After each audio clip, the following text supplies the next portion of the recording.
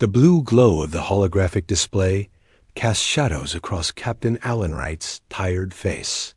He rubbed his eyes and checked the time. 0300 hours. The USS Dauntless had been patrolling the outer colonies for 3 weeks without incident. Warring.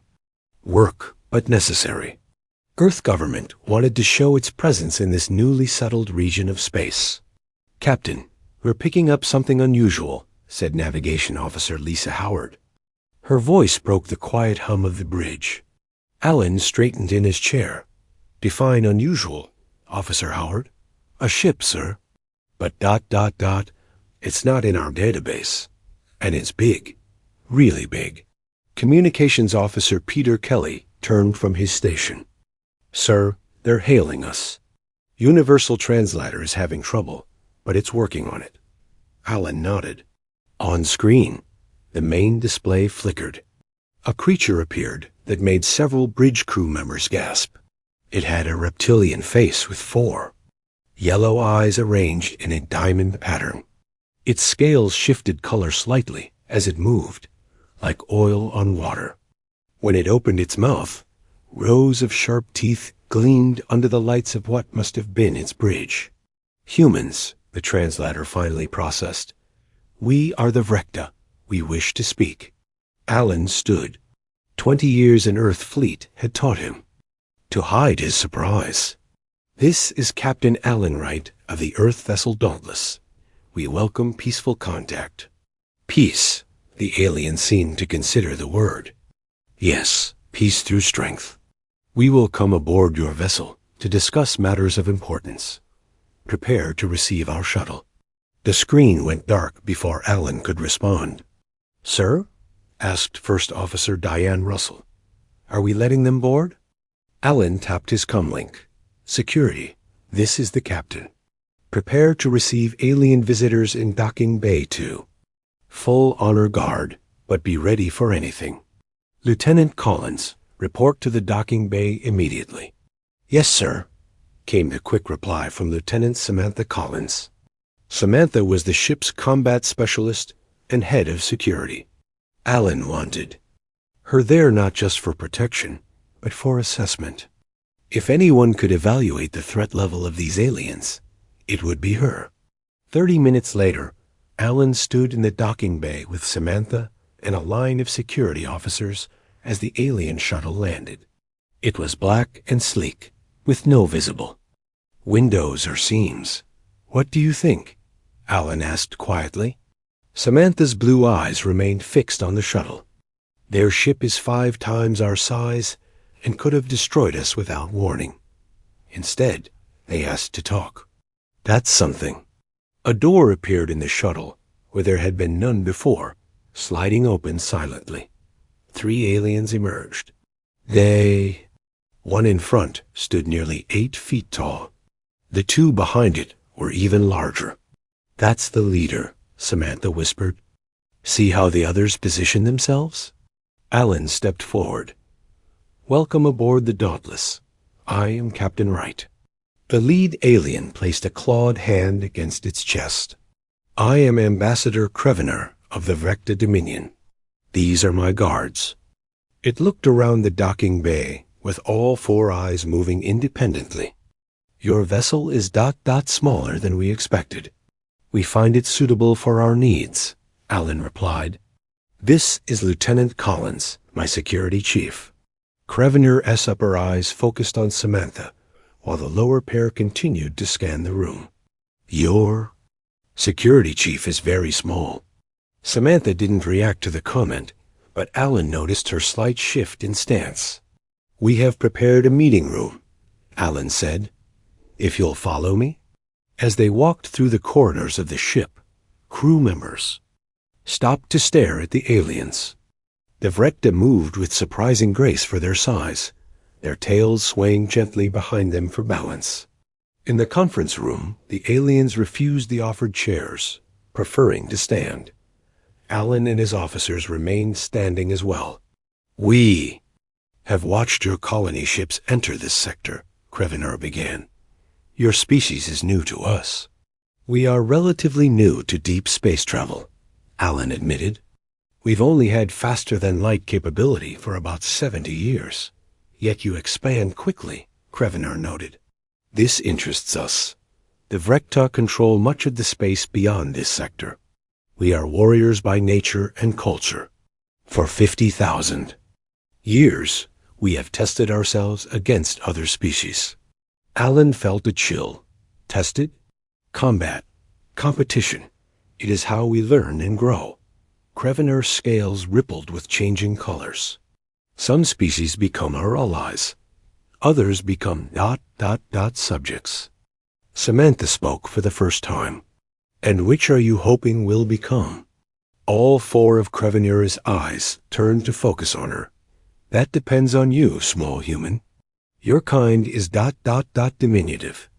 We had hoped for more impressive physical specimens. Alan saw Samantha's jaw tighten, but her voice remained calm. Appearances can be deceiving. Perhaps Krevenar made a clicking sound that might have been amusement. We shall see. Alan decided to redirect the conversation. What brings you to contact us now? We offer an alliance, Krevenar said. Your colonies border our territory. We can provide protection and technology. In exchange, we require mining rights on several uninhabited planets in this sector. That sounds reasonable, Alan said cautiously. But I don't have the authority to make such agreements. I would need to contact Earth government. Of course. Krevenar agreed. But first, as is our custom with potential allies, we require a demonstration. What kind of demonstration? Samantha asked. Combat, Krevenar said simply. A ceremonial spar between representatives of our species. Nothing to the death, merely a test of compatibility. Alan frowned. I'm not sure that's... I'll need to contact my superiors, Alan said firmly. Please excuse us while I establish communication. Krevenar nodded. We will wait.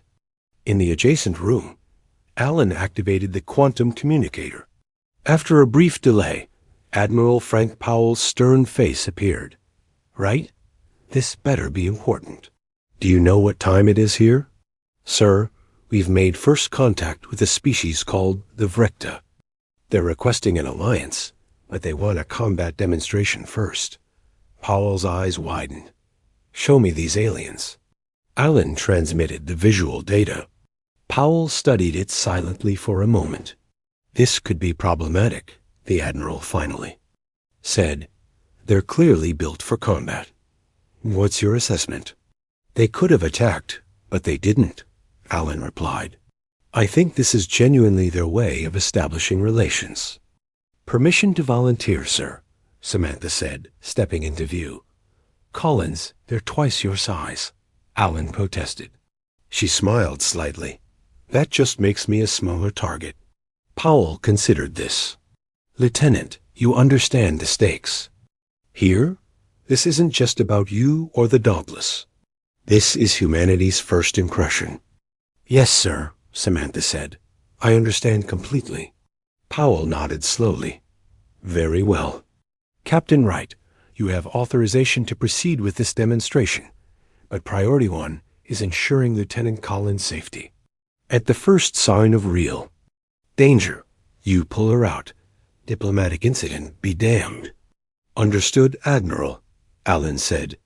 When they returned to the conference room, Krevenar seemed to sense the decision. You have chosen your representative? The alien asked.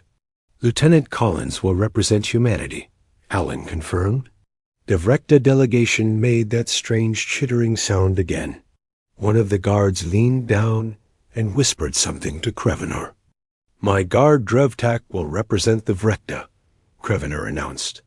He is young and still learning our ways, but skilled enough for a simple demonstration. Drevtak stepped forward. Even as the smallest of the three aliens, he towered over Samantha. His claws flexed at his sides. The combat will continue until submission or inability to continue, Krevenar explained. Our medics will ensure no permanent harm comes to either participant. Samantha looked up at the alien warrior without fear. When do we begin? Tomorrow, Krevinar said. "We must prepare the proper ceremonial space. Rest well, small human. You will need your strength." As the aliens left to return to their ship, Alan turned to Samantha. "Are you sure about this?" She nodded. "Very sure, Captain. Trust me." Alan looked at his combat specialist and saw absolute confidence in her eyes. He hoped it was justified. Samantha Collins sat alone in her quarters, reviewing what little information they had on Vrecta physiology. The ship's computer displayed a three-dimensional model based on scanner readings taken during the meeting. She rotated the image, studying the alien's muscle structure and skeletal system. A chime at her door interrupted her thoughts. "Come in," she said. Dr. Elaine Horter entered, carrying a tablet. The ship's xenobiologist looked tired, her brown hair pulled back in a messy ponytail. "I've been analyzing the scan data all night," Elaine said, sitting down across from Samantha. "These Vrecta are fascinating creatures." "Fascinating isn't the word I'd use for the one I'm fighting tomorrow," Samantha replied with a small smile. Elaine tapped on her tablet, and new data appeared on Samantha's screen. Their muscle density is approximately 3 times human norm.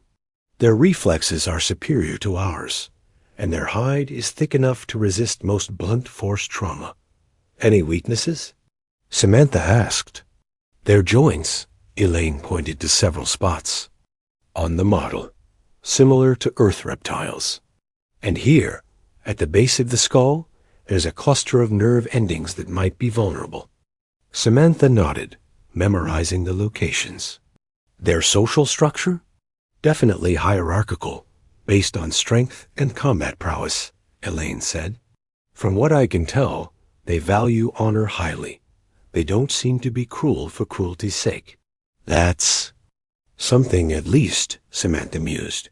"Sam," Elaine's voice grew serious, "these aliens are predators. They evolved to hunt and kill. Are you sure about this?" Samantha stood and stretched. "They may be predators, but they rely too heavily on intimidation. Most species they encounter probably surrender before actual combat. And you won't." "No," Samantha said simply. "I won't." Another chime at the door announced the arrival of Officer Gary Martinez. He carried a small duffel bag. "Brought the things you asked for," he said, placing the bag on Samantha's desk. Elaine excused herself, giving Samantha's shoulder a supportive squeeze as she left.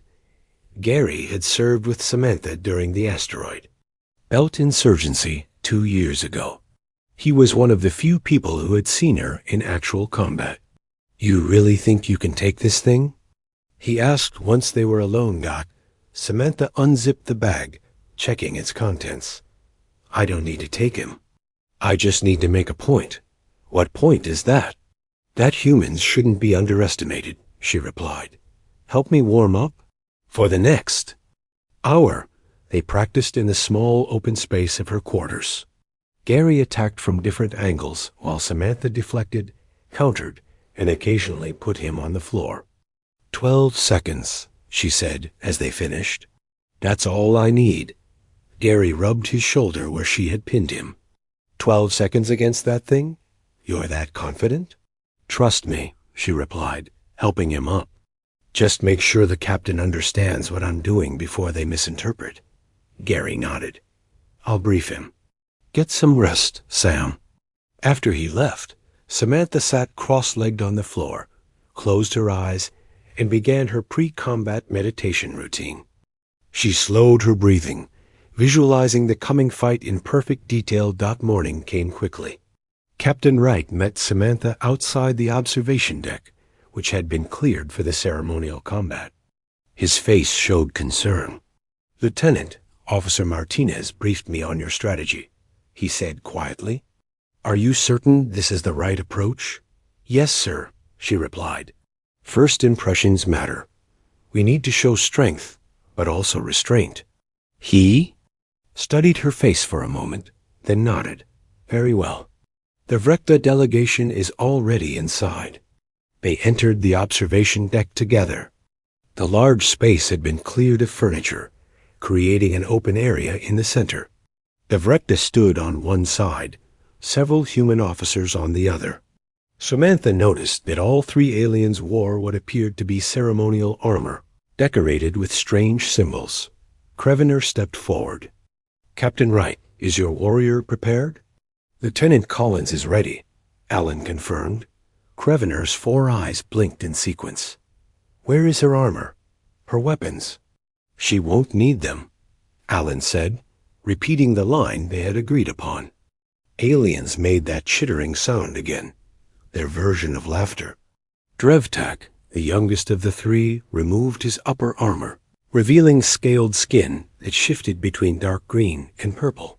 He was still wearing what looked like armored leggings. "I will face the human with comparable preparation," Drevtak announced.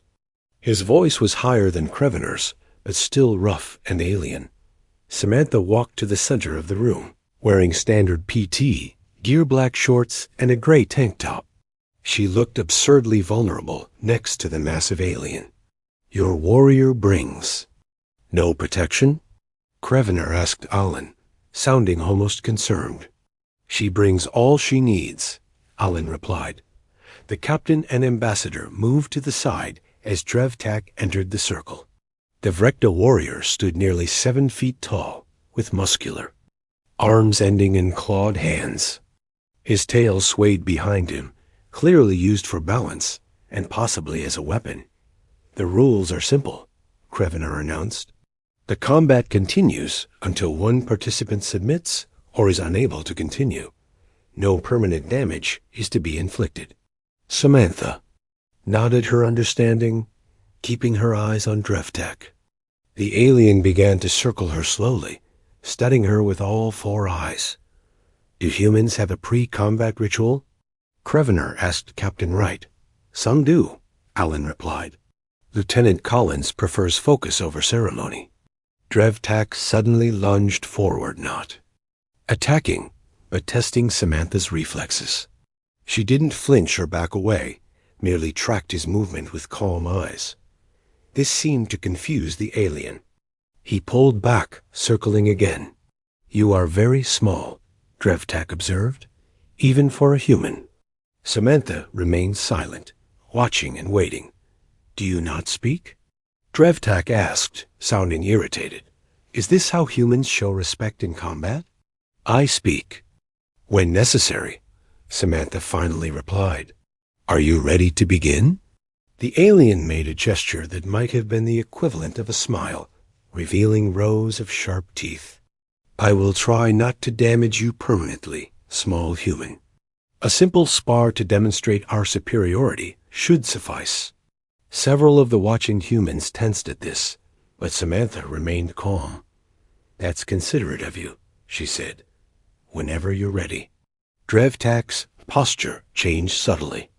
Samantha recognized the shift. He was preparing to attack for real this time. The room fell silent, except for the soft hum of the ship's systems.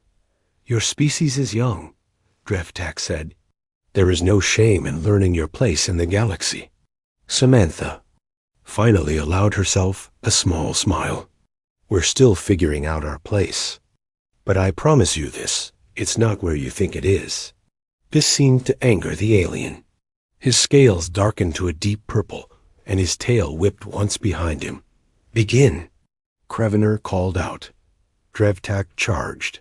From the sidelines, Captain Wright held his breath. He had seen Samantha train, knew she was the best combat specialist in the fleet, but the alien moved with shocking speed for something so large. Devrekta's clawed hand swept toward Samantha in what would have been a devastating blow. Gary Martinez, standing beside the captain, whispered, "Now watch closely, sir." 12 seconds. The entire room tensed as the massive predator closed in on the seemingly defenseless human. Time seemed to slow as Drevtak charged across the observation deck. The massive alien moved with shocking speed for his size, covering the distance between them in a heartbeat. His clawed hand swept toward Samantha's head in what would have been a devastating blow, 1 second, Samantha wasn't there. She ducked smoothly under the strike, her body moving with practiced precision. There was no wasted motion, no panic in her eyes, just calm focus. Drevtak's momentum carried him slightly past where she had been standing. His 4 eyes blinked in confusion. 2 seconds. Before the alien could fully register that he had missed, Samantha's hand shot out. Her fingers were stiffened into a precise shape, targeting a point where Elaine had identified a nerve cluster similar to a human femoral nerve. She struck with measured force, not enough to cause lasting damage, but enough to make a point. 3 seconds. A visible shudder ran through Drevtak's massive frame. His right leg buckled momentarily. Surprise registered in all 4 of his eyes. 4 seconds. Evrekta recovered quickly, as Samantha had expected. His reflexes were indeed impressive.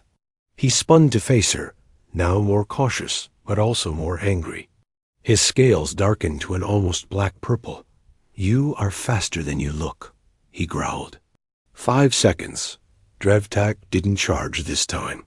Instead, he swept his powerful tail in a low arc, attempting to knock Samantha off her feet. It was a smart move, using his natural weapons to his advantage. 6 seconds. Samantha jumped, not away from the tail, but toward it. She used the momentum of the sweeping tail to propel herself upward, her hands briefly touching the appendage for balance. The move surprised everyone watching, especially Drevtak. 7 seconds. Now airborne, Samantha twisted her body in a way that seemed to defy physics. Where most humans would have flailed, she moved with purpose. Her trajectory carried her directly toward the Vrekta's upper body. On the sidelines, Captain Wright tensed. Ambassador Krevener leaned forward, all 4 eyes focused intently on the fight. 8 seconds. Samantha landed lightly on Drevtak's back. The alien roared and reached behind him, trying to grab her. But she was already moving, her fingers finding precise pressure points at the base of his skull where the nerve cluster Elan had identified was located. 9 seconds. Drevtak froze mid-motion. His arms stopped reaching. His tail stopped swinging. His 4 eyes blinked rapidly, the only part of him still able to move freely. 10 seconds. Samantha applied carefully calibrated pressure to the nerve cluster, using knowledge of xenophysiology combined with combat techniques perfected through years of training. This wasn't about hurting the alien. It was about demonstrating something important. 11 seconds.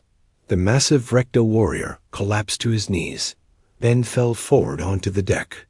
His nervous system had been temporarily short-circuited by Samantha's precise strike. He was completely immobilized but fully conscious, his 4 eyes blinking in confusion and disbelief. 12 seconds. Samantha stepped back and bowed respectfully to her fallen opponent. The fight was over. Silence fell across the observation deck. The human crew stared in amazement. The Vrekta delegation stood perfectly still, as if they too had been immobilized. 12 seconds from start to finish, just as Samantha had predicted. Gary Martinez glanced at his timer and smiled. 12 seconds exactly, he whispered to Captain Wright. She's something else, isn't she? After a moment that felt much longer than it was, Ambassador Krevener stepped forward. Everyone tensed, unsure how the aliens would react to their champion's defeat. Then a low, rumbling sound filled the room. It took the humans a moment to realize Krevener was laughing. "Remarkable," the ambassador said, approaching Samantha. "Truly remarkable." Samantha maintained her respectful stance. "Thank you for allowing this demonstration." "The paralysis?" Krevener asked, gesturing to Drevtak, who was still unable to move. "Temporary," Samantha assured him. "He'll regain full function in approximately 3 minutes. No permanent damage." As if on cue, Drevtak's fingers began to twitch. Soon he was able to push himself up to a sitting position, looking at Samantha with what might have been respect. "How?" he asked simply. Knowledge of physiology combined with precise application of force, Samantha explained. My species lacks your natural strength and armor, so we compensate in other ways. Krevener made a gesture to the third Vrekta, who helped Drevtak stand. The young warrior was unsteady for a moment, but quickly regained his balance. In 50,000 years of encounters with other species, Krevener said, addressing the entire room now, we have rarely been so thoroughly educated. Captain Wright stepped forward. I hope this demonstration has been satisfactory. More than satisfactory, Captain Wright, Krevener replied. It seems we have much to learn from each other. Your species understands something our people have forgotten over the millennia. True strength lies not merely in size or natural weapons, but in adaptation and intelligence. Drevtak, now fully recovered, approached Samantha. He stood towering over her once more, but his posture was different, less threatening, more respectful. I would learn from you, he said. If you are willing to teach, Samantha looked up at the alien warrior and nodded. I would be honored to exchange techniques. Captain Wright felt a weight lift from his shoulders. What had begun as a potentially disastrous first contact was transforming into something promising. Perhaps we should continue our diplomatic discussions, he suggested to Krevener. Yes, the ambassador agreed, but with a new understanding between our peoples. As they left the observation deck, Admiral Powell contacted the captain on a private channel. Report, Wright. How did the demonstration go? Alan smiled as he watched the Vrekta warriors studying Samantha with newfound respect. 12 seconds. Sir, Lieutenant Collins handled it in 12 seconds flat. 12 seconds? That's all it took? Sometimes, sir, Alan replied. 12 seconds is all you need to change the course of history. Later, in the ship's mess hall, the crew celebrated. Quietly, Samantha sat with Gary and Elaine, sipping water while others enjoyed more festive beverages. To the fastest diplomatic resolution in Earthfleet history, Gary toasted, raising his glass. Elaine laughed. I still can't believe you did that, the way you moved. It was like watching a dance, Samantha smiled. It was all about preparation. Your analysis of their physiology was spot on. Still, Gary insisted, what you did was extraordinary. You made it look easy. It wasn't about making it look easy, Samantha replied. It was about sending the right message. The Vrekta respect. Strength, but they needed to see that strength comes in many forms. Across the room, Captain Wright was speaking with Krevener. The alien ambassador's scales had shifted to a calm blue color. Your Lieutenant Collins, Krevener said. She would be considered a great warrior among my people, despite her size. She's one of our best, Alan acknowledged, but not because she enjoys combat. She studies, prepares, and executes with precision. A valuable philosophy, Krevener observed. Perhaps this alliance will benefit both our species in ways I had not anticipated. As negotiations continued into the night, humanity's place in the galaxy shifted. Not through superior firepower or intimidation, but through the actions of one human who understood that sometimes the greatest victories require only 12 seconds and a willingness to stand your ground. 2 days after the combat demonstration, the USS Dauntless orbited a small moon in the neutral space between human and Vrekta territories.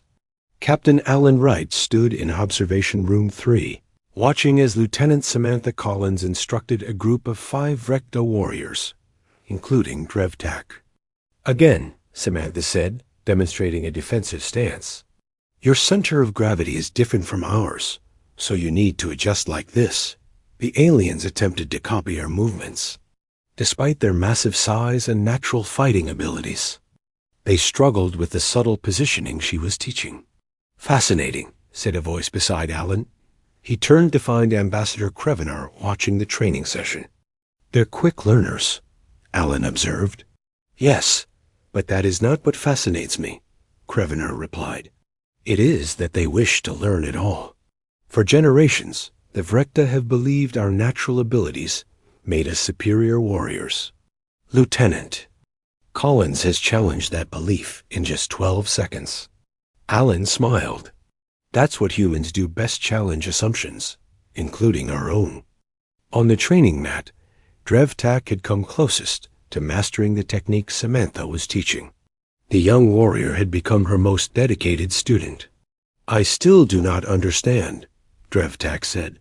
How did you know where to strike? Samantha motioned for the group to take a break. It wasn't just knowing where to strike, but how. Dr. Porter studied your physiology, but the technique came from understanding principles that apply across species. You studied us before we met, one of the other warriors noted. There was no accusation in his tone, merely observation. We study everything, Samantha explained. It's how we compensate for our physical limitations. Knowledge is a weapon as powerful as claws or armor. The Vrekta considered this, their scales shifting through thoughtful colors. Across the ship, Dr. Elaine Porter was having a similar educational exchange with the Vrekta medical specialists. She stood before a holographic display showing comparative anatomy of humans and Vrekta. Your cardiovascular system is actually quite similar to ours in principle, though you have 2 auxiliary hearts that help pump blood to your extremities, she explained. The Vrekta physician, a smaller female named Shravik, made notes on a tablet-like device. And your nervous system lacks the redundancies ours possesses, which makes you more vulnerable to the technique Lieutenant Collins employed. Exactly, Elaine nodded. Though we've developed medical procedures to compensate for that vulnerability. Shravik's scales rippled with interest. Would you share these procedures with us? Of course, Elaine replied. That's the purpose of this exchange. In the ship's engineering section, Officer Peter Kelly was explaining human propulsion systems to a group of Vrekta engineers. They towered over him, but listened with obvious interest. Our FTL drives are likely less advanced than yours, Peter admitted, but we've developed some unique solutions to efficiency problems. The lead Vrekta engineer, Krevdar, examined the schematics on the display. Your approach is ... unexpected. We would not have considered this path. Different evolutionary histories lead to different ways of thinking, Peter suggested. That's why exchange is so valuable. Meanwhile, in the captain's conference room, Alan Wright and Ambassador Krevenar were finalizing the details of their alliance with Earth government representatives joining via Quantum Com. The mining rights to these 3 uninhabited systems, in exchange for Vrekta protection of human colonies and technological exchange, seems fair, Admiral Powell said from Earth. We agree, Krevenar replied, but we wish to add a provision for ongoing military and cultural exchange programs. This request surprised the Earth representatives. Admiral Powell raised an eyebrow. Cultural exchange? Yes, Krevenar's scales shifted to a warm gold color. We have much to learn from each other beyond mere technology or resources. Alan smiled at the ambassador. In just a few days, the relationship between their species had evolved dramatically from the initial tension. Back in the training room, Samantha had paired the Vrekta warriors for sparring practice. She watched as Drevtak and another warrior named Vrexol attempted to apply the techniques she had taught them. Your natural instinct is to rely on strength and reach, she called out. Try to think beyond those advantages. Drevtak nodded, then surprised everyone by dropping low and sweeping Vrexol's legs in a move Samantha had demonstrated earlier. The larger warrior fell with a thud that shook the deck. Better, Samantha said with approval. Much better. Later that evening, Captain Wright invited the Vrekta delegation to a formal dinner in the ship's mess hall, which had been decorated for the occasion. Human and Vrekta sat together at mixed tables, sharing stories and comparing notes on their Experiences. Samantha found herself seated between Drevtak and Shravik, the Vrekta physician. Your species is so physically fragile, Shravik observed, watching Samantha cut her food into small pieces. Yet you venture into space, facing dangers that would give even Vrekta pause. Humans have always been explorers, Samantha replied. We're curious by nature. Curiosity is considered a juvenile trait among our people, Drevtak said. Something to be outgrown. Perhaps that's something worth reconsidering, Samantha suggested gently. At the head table, Alan and Krevenar were discussing the future of their alliance. There will be challenges, Krevenar acknowledged. Some among my people will resist change. They will see cooperation as weakness. We'll face similar resistance, Alan admitted. Fear of the unknown runs deep in all species, I think. Yet here we sit. Krevenar gestured around the room where humans and Vrekta were engaged in animated conversation. Because one small human refused to be intimidated. Alan smiled. Lieutenant Collins has that effect on people, even giant alien predators, apparently. After dinner, Samantha walked with Drevtak through the ship's arboretum, a small section containing plants from Earth.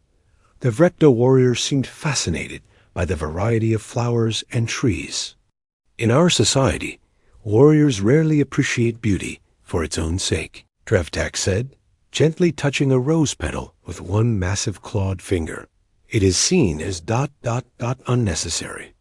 On Earth, many of our greatest warriors were also poets, artists, or philosophers, Samantha told him. Strength takes many forms. 12 seconds, Drevtak mused. That is how long it took you to change my understanding of strength forever. Sometimes the most important lessons are the quickest to learn, Samantha replied. But the hardest too. Master. As the exchange program continued over the following days, word spread throughout both fleets about the human who had defeated a Vrekta warrior in 12 seconds flat. The story grew with each telling, sometimes portraying Samantha as a superhuman fighter, other times exaggerating Drevtak's size and ferocity. But the truth that a well-prepared human had used knowledge and precision to overcome a physically superior opponent was powerful enough without embellishment. It became a symbol of the new relationship between humans and Vrekta, different but complementary, each with lessons to teach the other. On the final day of the initial exchange, before the Dauntless would return to Earth to report on the successful first contact, Captain Wright found Samantha in the observation lounge, looking out at the stars. You've become quite the celebrity, he said, joining her at the viewport. Both among our crew and the Vrekta, Samantha smiled. Not exactly what I had in mind when I volunteered for this mission. No? What did you have in mind? She turned to look at him. To make sure humanity's first impression was the right one. To show that we don't need to be feared, but we shouldn't be underestimated either. Alan nodded thoughtfully. 12 seconds.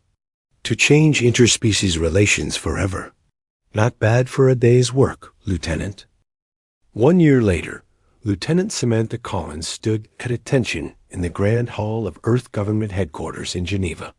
The room was filled with dignitaries from across human space, and more notably, a delegation of Vrekta, including Ambassador Krevenar Drevtak, who now bore the title of Cultural Exchange Officer. Lieutenant Samantha Collins, announced Admiral Frank Powell, his voice echoing through the hall, for exceptional service to humanity and unprecedented contribution to interspecies relations, you are hereby promoted to the rank of Commander. Samantha stepped forward to receive her new insignia. As Admiral Powell pinned it to her uniform, he spoke more quietly. 12 seconds that changed the course of history. Not bad, Collins, she smiled. Just doing my job, sir. After the ceremony, the reception hall buzzed with conversation. Human and Vrekta officials mingled, discussing trade agreements, joint military exercises, and cultural exchange programs. In the years since first contact, Relations between the species had flourished beyond anyone's expectations. Samantha found herself surrounded by a group of cadets from Earthfleet Academy who had heard the now-famous story. "Is it true you took down a Vrekta warrior in exactly 12 seconds?" asked a young woman with eager eyes. Before Samantha could answer, a deep voice responded, 11.8 seconds, actually. Your Commander Collins is too modest to correct the record. Drevtak approached, towering over the cadets who stepped back instinctively. Despite a year of increasing contact between the species, the sheer size of the Vrekta still impressed most humans. "Officer Drevtak," Samantha greeted him with a smile. "I see your timing has improved, as has my understanding of human humor," he replied, his scales shifting to a warm gold color that indicated amusement. The cadets should know that those 11.8 seconds were merely the beginning of my education. The cadets looked between the human and the alien with fascination. The story of their combat had become legend at the Academy, inspiring a new focus on adaptive tactics rather than brute force. Across the room, Captain Alan Wright, recently promoted to Admiral, was speaking with Ambassador Krevenor and several Earth government officials. "The Joint Defense Initiative has exceeded expectations," Alan was saying. "The pirate groups that were harassing both our colonies have been completely eliminated. Vrekta's strength combined with human strategy has proven most effective," Krevenor agreed. "But I believe the cultural exchanges have been even more valuable." One of the Earth officials, Minister Elena Vasquez, nodded. "The art exhibition of Vrekta sculptures was extremely popular in New Madrid. People were fascinated by your species' perspective on form and movement. And our young warriors have developed a concerning interest in human music," Krevenor added with what had to be a joke, "particularly something called heavy metal, which they play at volumes that test even Vrekta hearing." Everyone laughed, the sound of human and alien amusement mingling in the air. Later, Samantha found herself on the balcony overlooking the gardens of the Geneva complex. The spring air was cool and fresh, a welcome change from the recycled atmosphere of starships, where she spent most of her time. "Commander Collins," Drevtak said, joining her at the railing. "You seem pensive." "Just thinking about how much has changed in a year," she replied. "Indeed, before meeting humans, I had never questioned our ways. Strength was simple. It meant physical power, the ability to dominate others." Samantha looked up at her former opponent, now a friend and colleague. "And now? Now I understand. That true strength is far more complex. It includes adaptation, knowledge, and perhaps most importantly, restraint." His 4 eyes studied her. "You could have done lasting damage during our combat. Instead, you chose to teach." "Violence rarely solves anything permanently," Samantha said. "Understanding solves everything." Drevtak made a sound that Samantha had learned was appreciation. "This philosophy has spread among our young warriors. Some of the elders resist, of course. Change is never easy." Inside the reception hall, Dr. Elaine Porter was showing Shrevik, the Vrekta physician, images from the latest joint medical research project. The synthetic tissue accepts both human and Vrekta cellular structures, Elaine explained. "It could revolutionize trauma treatment for both our species. And the applications for space travel are particularly promising," Shrevik added. "Long-duration missions often result in medical emergencies, where immediate treatment is essential." Nearby, Officer Gary Martinez was demonstrating a small device to a group of interested Vrekta. "This translator incorporates both our languages plus 15 others," he explained. "It's the first product of the Joint Technology Initiative." "Remarkable how quickly your species adapts technology," commented one of the Vrekta engineers. "What would have taken us decades to perfect, you accomplished in months. But without your materials science, it wouldn't have been possible at all," Gary pointed out. "That's the beauty of collaboration." As the evening progressed, Admiral Powell called for attention. The room quieted as he stood at the center with Ambassador Krevener. "Today marks 1 year since our species first met," Powell began. "What could have been a tense or even hostile encounter has instead become one of the most productive alliances in human history." Krevener's scales shifted to a deep blue of formal respect. "The Vrekta have existed for 50,000 years. In that time, we have encountered many species, but none have changed us as humans have." He gestured toward where Samantha stood with Drevtak. "A single human, in 12 seconds, challenged beliefs we had held for millennia. That challenge has made us stronger, not weaker. It has opened new paths of growth and understanding." The gathered crowd applauded. Samantha felt uncomfortable being the center of attention, but she understood the symbolic importance of what had happened. After the speeches, as the reception began to wind down, Admiral Wright found Samantha. "Quite a legacy you've created, Commander," he said. "They're already incorporating your techniques into the Academy curriculum." "Along with Dr. Porter's xenobiology research," Samantha added. "It was a team effort." "True, but it all started with those 12 seconds. Alan smiled. "The Vrekta have asked for you specifically to lead the new Joint Training Initiative." Samantha raised her eyebrows. "Me? Surely there are more qualified officers." "None who have earned their respect the way you have," Alan replied. "Think about it. It would mean promotion to captain." Later that night, in her temporary quarters in Geneva, Samantha looked out at the stars visible through her window. Somewhere out there, the USS doubtless continued its patrol, now occasionally accompanied by Vrekta vessels. Human colonies expanded with the protection of their new allies, and Vrekta society was slowly changing, incorporating human ideas while maintaining their own unique culture. All because of 12 seconds. Her communication device chimed.